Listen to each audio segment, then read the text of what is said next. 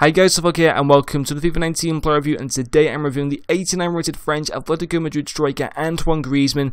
I got this guy in a gold upgrade SBC pack, which I still cannot believe. Such an awesome card, and very lucky to be able to get him in one of those packs. However, I have seen people get like icons, informs and stuff like that, but even so, getting an Antoine Griezmann I'm not going to complain with. And in the 5 games that I played with him, he scored me 7 goals and got me 4 assists, and he does have a 3-star weak foot and 4-star skill moves. Moving along into his in-game stats, his main standard stats are his 92 finishing, his 90 ball control, his 90 agility, and his 90 jumping. First of all, I would like to apologise for no videos over the past couple of days. I've been pretty busy with work and stuff like that, but looking to bring you guys quite a few videos over the weekend. I've got the Player of the Month Lucas that I just did for like 20k coins, which was just crazy, and I have also got the 87 Socrates, so hopefully those two will be uploaded tomorrow before the Chelsea-Liverpool game. Anyway, so focusing on this Griezmann card, we're going to first of all talk about his finishing as his first pro. In particular, focusing on his finishing and his attack positioning. With the Hawk Chem style, he goes from 92 finishing to 97 finishing. This is with 10 Chem in a 100 Chem team. And then he also goes from 91 attack positioning to 99 attack positioning. They are some serious stats. Other stats to notice are his 97 volleys with the Hawk Chem style, as well as his 90 shot power. Absolutely fantastic, finishing 7 goals in 5 games. Now, he is a left-footed player, which I have clearly stated in the past I am usually not a fan of. Wasn't an issue with this Griezmann card whatsoever, and I think it's because he's got the 3-star weak foot, so he's still technically usable on the right foot.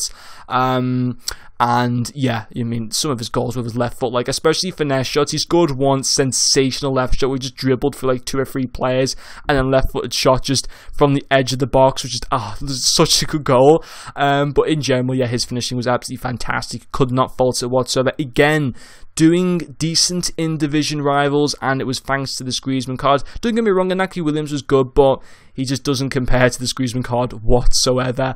Then getting into a second pro is going to be his dribbling. He is at the height of 5'9". I am usually a fan of smaller strikers. I used Del Piero last year in between a cam and striker. I alternated between using him in those 2 positions for like 500 games last year, so I've kind of become accustomed to using smaller players in those kind of positions, so I kind of adapted my gameplay around that, and that's why I think that's why I just kind of was able to get used to the Griezmann card so quickly. And you know, 90 agility, 80 balance. 80 balance isn't the greatest, but it's not that bad. 90 reactions, 90 ball control, 88 in-game dribbling, as well as 87 composure. Great stats across the board.